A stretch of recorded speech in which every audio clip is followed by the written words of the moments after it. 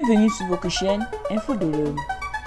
Avant de commencer la vidéo, n'oubliez pas de vous abonner à notre chaîne en cliquant sur le petit bouton rouge situé en bas de votre petit écran et d'activer également la cloche de notification pour ne pas rater vos prochaines vidéos. Bon visionnage. De plus en plus, notre économie se trouve impactée par les affres des sanctions économiques illégales et illégitimes qui nous ont été infligées par la CEDEAO. Ces sanctions ont été amplifiées par la communauté internationale qui a suivi les organisations sous-régionales pour asphyxier le Mali. La pomme de discorde entre le Mali et la CEDEAO se trouve dans le refus des deux parties à avoir un compromis autour du délai raisonnable pour la CEDEAO et suffisant pour le gouvernement afin de mener les réformes idoines. Pour sortir de la crise, le dialogue doit s'instaurer entre les deux parties afin qu'une solution négociée puisse être trouvée.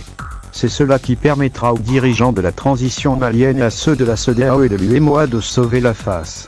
Au-delà des sanctions qui pénalisent toutes les parties, la CEDEAO et le Mali doivent aller, dans les meilleurs délais, vers un compromis dynamique où chaque partie va lâcher du lest. Ces sanctions injustes semblent aujourd'hui intenables.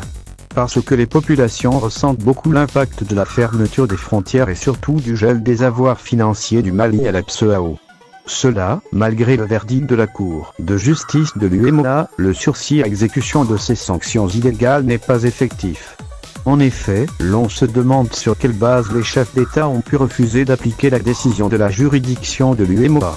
Ce refus ne serait-il pas préjudiciable au bon fonctionnement de l'organisation, car il engendra un antécédent fâcheux. Il faut rappeler que ces sanctions ont créé un sentiment anti-CEDEAO-UEMOA au Mali à telle enseigne que l'écrasante majorité ne veut même pas entendre parler de ces organisations. Les Maliens sont déçus de cet acharnement qui nuit à leurs intérêts économiques et financiers. Pour eux, les prétextes avancés sont fallacieux et injustes. On parle de rupture constitutionnelle, alors que pour le citoyen lambda la Constitution n'a jamais existé ou du moins, elle a été allègrement violée par ceux-là même qui devraient être ses garants. Un compromis est d'autant plus nécessaire que même les dirigeants